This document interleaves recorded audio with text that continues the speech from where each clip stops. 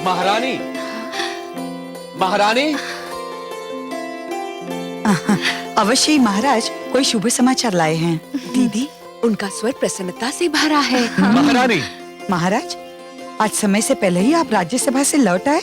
हाँ महारानी, ऋषि श्रेष्ठ विश्वामित्र के आश्रम से उनका एक शिष्य आया है और वो हमारे पुत्रों की कुशलता और सफलता का समाचार लेकर आया। हे ईश्वर, धन्यवाद है तुझे। और कुछ कहा उसने? हाँ, वो ये भी कह रहा था कि हमारे पुत्रों ने उस क्षेत्र के समस्त राक्षसों का अंत कर दिया। हाँ? आश्रम के चारों ओर शांति स्थापित हो गई है और हमारे पुत्रों की शिक्षा अब अपने अंतिम चरण में। कृपा है ईश्वर की।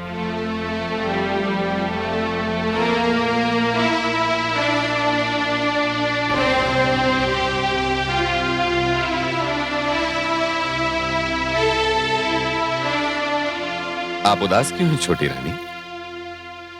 पुत्रों की कुशलता का समाचार सुनकर तो आपको प्रसन्न होना चाहिए था। केवल समाचार मुझे प्रसन्न नहीं करता महाराज। मुझे सुख तो उसी दिन मिलेगा जिस दिन मैं अपने लाल का मुख देखूंगी। फूलों में बसने वाला कांटों में पल रहा है।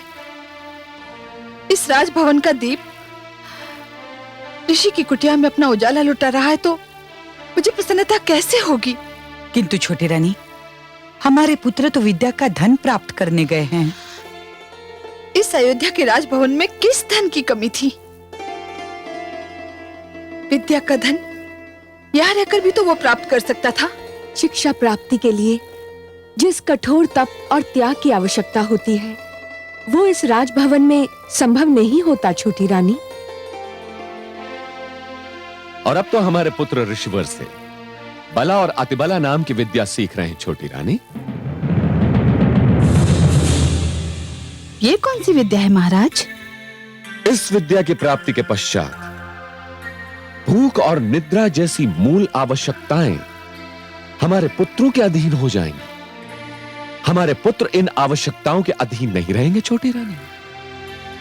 क्षमा कीजिए महाराज, यदि मेरा पुत्र महाराज दशरथ के राजभवन में रहता तो भूख और निद्रा जैसी जीवन की आवश्यकताओं के अधीन रहता। पर महाराज, इस राजभवन में तो यूं भी ये आवश्यकताएं दासियों की भांति उनके अधीन होती। आपकी एक नहीं चलेगी महाराज। छोटी रानी को अपनी पुत्र राम से इतना प्रेम है कि आपका कोई तर्क इन्हें संतुष्ट नहीं कर सकता। मैं तो केवल ये कहना चाहती थी महाराज कि ऋषिवर जो उन्हें सिखा रहे हैं उसकी उन्हें आवश्यकता नहीं। नहीं देवी, पुत्र को एक बार गुरु के हाथों में सौंप देने के उपरांत इसका निर्णय केवल गुरु करता है कि उसे अपने शिष्य को क्या सिखाना है और कैसे सिखाना है।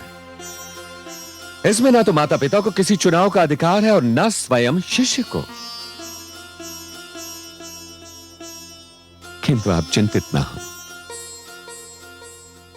मैंने ऋषिवर के लिए संदेश कहलवा दिया है कि साधना समाप्त होते ही वे राम और लक्ष्मण को अयोध्या भिजवा दें। अब तो प्रसन्न हो छोटी रानी।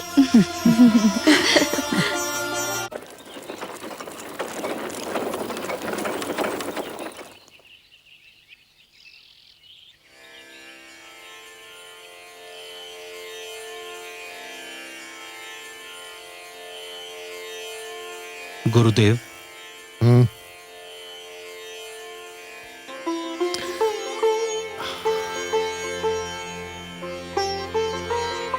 महामंत्री महोदय, आइए पधारिए, आपका स्वागत है।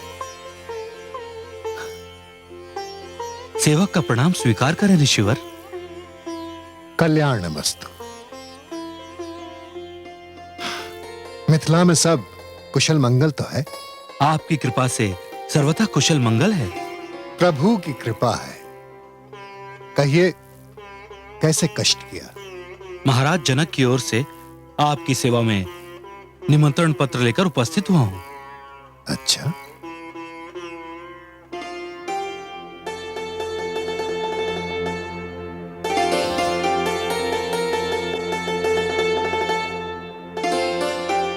महाराज ने शिव धनुष के महायज्ञ का आयोजन किया है और उनकी इच्छा है कि आप भी उसमें सम्मिलित हो। इसी के साथ उन्होंने राजकुमारी सीता का स्वयंवर भी घोषित किया है। उनसे कहिएगा कि मैंने उनका निमंत्रण स्वीकार किया। मैं अवश्य उपस्थित रहूंगा। जो आज्ञा।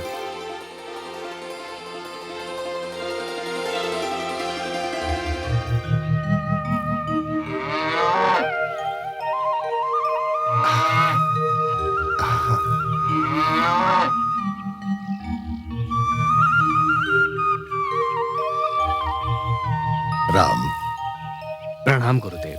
प्रणाम गुरुदेव। आयुष्मान भव, आयुष्मान भव। मिथिला से महाराज जनक के महामंत्री आए थे। महाराज जनक शिव धनुष का महायज्ञ कर रहे हैं और वो चाहते हैं कि मैं उसमें सम्मिलित हूं। उचित भी है गुरुदेव। भगवान शिव आपके आराध्य जो हैं। मैं तो जाऊंगा ही, किंतु मेरी इच्छा है कि तुम दोनों भी मेरे साथ चलो। सुनो शिष्य, महाराज जनक के इस यज्ञ में एक नए इतिहास की रचना होने जा रही है। एक ऐसा इतिहास जो हमारे युग में वास्तविकता और आने वाले युगों की आंखों में स्वप्न बनकर सदैव जीवित रहेगा। एक नए राज्य की नींव पड़ने जा रही है। संसार हर युग में जिसके लौटने की प्रतीक्षा करेगा। हमें कल ही मिथिला की ओर प्रस्थान करना है शिष्य। तुम दोनों मेरे साथ अयोध्या के राजकुमार नहीं, मेरे शिष्य बनकर चलोगे। हम महर्षि गौतम के आश्रम होते हुए चलेंगे।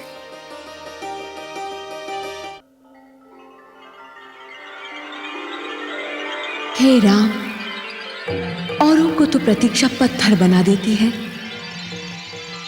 मैं तो पत्थर बनकर भी तुम्हारी प्रतीक्षा कर रही हूं। औरों के नेत्र तो किसी की राह तकते तकते पथरा जाते हैं, परंतु मैं तो न जाने कब से तुम्हारी प्रतीक्षा कर रही हूं। अब तो आ जाओ हे राम, मुझ दुखियारी अबला के दुख का अंत कर दो।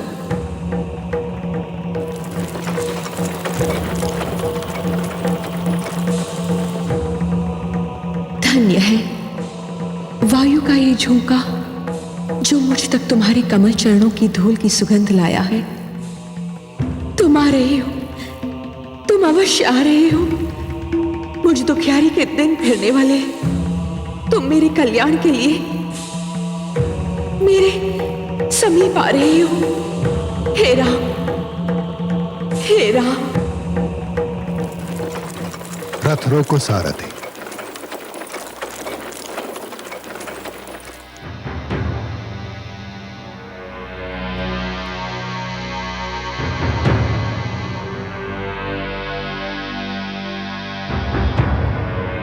आज हम यहीं विश्राम करेंगे। गुरुदेव, इस उजड़े आश्रम में क्या यह स्थान विश्राम के लिए उचित रहेगा? यह सबसे उत्तम स्थान है शिष्य। हम यहां नहीं आए। यह उजड़ा हुआ आश्रम स्वयं हमें यहां खींच लाया है। हे राम, हे राम, हे राम, हे राम, हे राम, हे राम,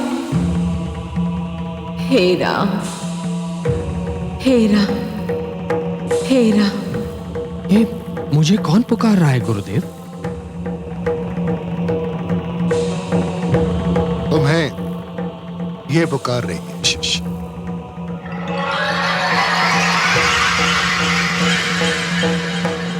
और न जाने कब से पुकार।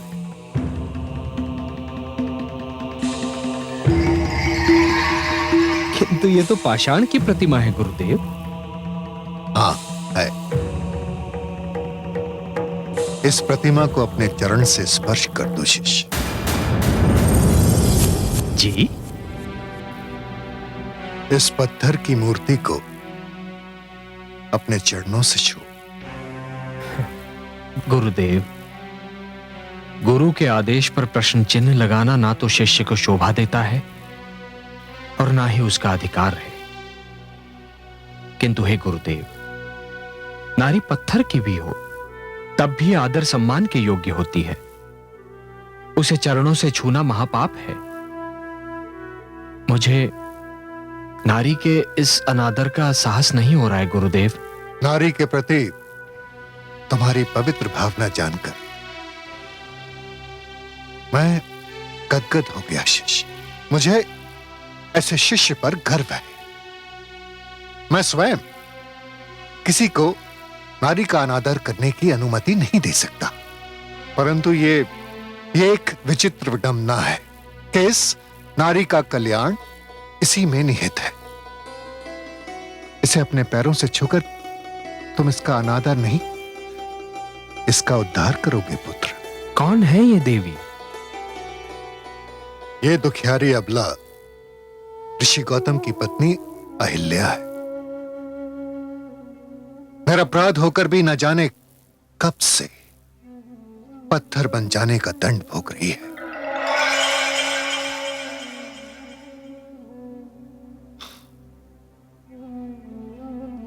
बहुत दुखद है इसकी कथा।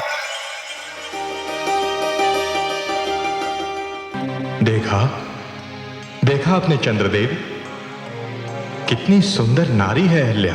किंतु देवराज, आप चाहते क्या हैं? मैं उसे पाना चाहता हूं। तो क्या उसे पा लेना आपके वश में है?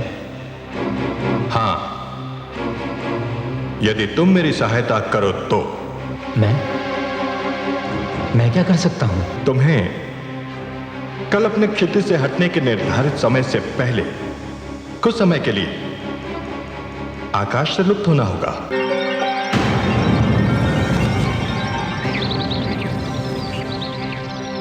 ये क्या? भोर हो गई और आज मेरी आंख नहीं खुल पाई। मुझे भी आश्चर्य है स्वामी, आज रात इतनी शीघ्र कैसे ढल गई। मैं अभी आती हूँ।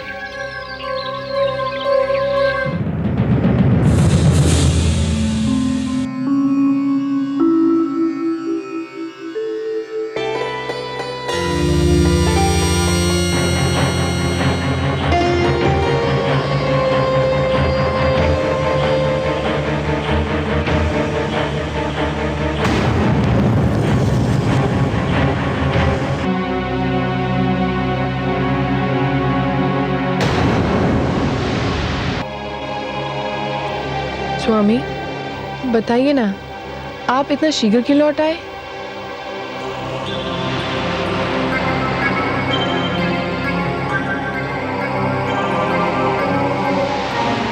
सूर्यदेव के दर्शन को जाते जाते मुझे आपके मुख चंद्र का ध्यान आ गया।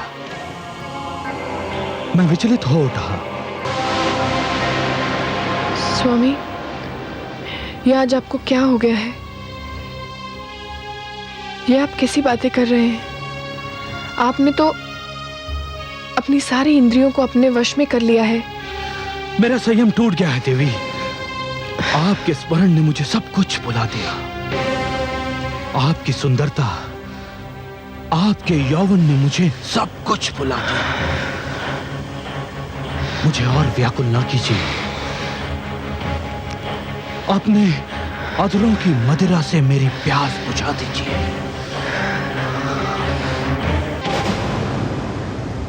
अरे ये क्या? चंद्रदेव? परंतु ये चंद्रदेव कहां लुप्त हो गए थे? अभी तो सूर्योदय में विलंब है। मुझे आश्रम लौट जाना चाहिए।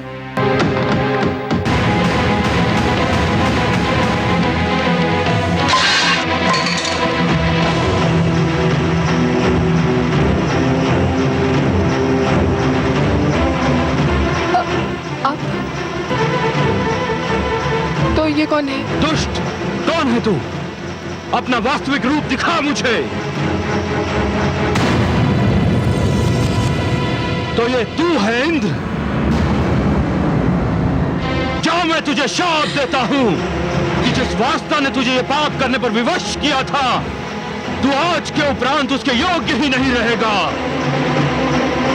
दूर हो जा मेरे सामने से, दूर हो जा।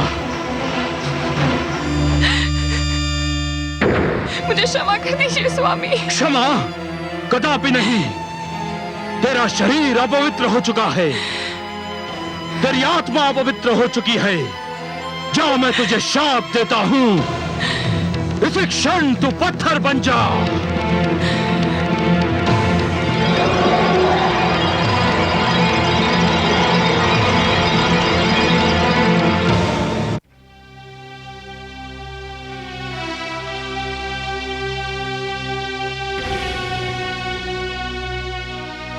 अब जब तक तुम इसे अपने चरणों से स्पर्श नहीं करोगे, ये यूं ही पाषाण की मूर्ति बनी रहेगी।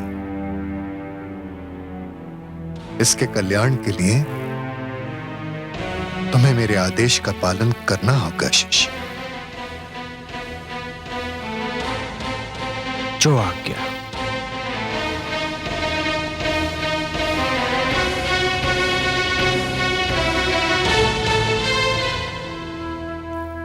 देवी, मेरे लिए नारी हर रूप में माता समान है। मैं आपको अपने चरणों से स्पर्श करने की धृष्टता करने जा रहा हूं, क्षमा कीजिएगा।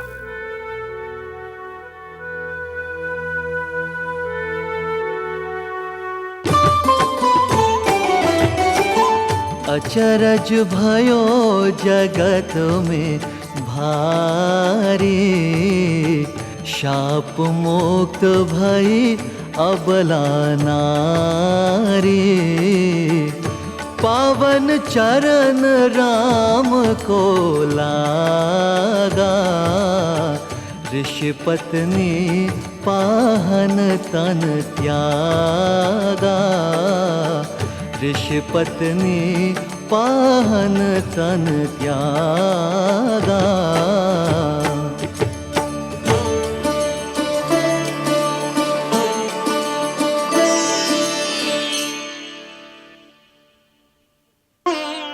हे दुखी जनों का दुख मिटाने वाले राम, हे संकट के मारों का संकट मिटाने वाले राम, हे दुखियारों को तारने वाले राम, हे पापियों का उद्धार करने वाले राम, इस अबला को शाप से मुक्ति दिलाकर आपने जो इस पर उपकार किया है, उसके लिए आपको कोटि कोटि धन्यवाद।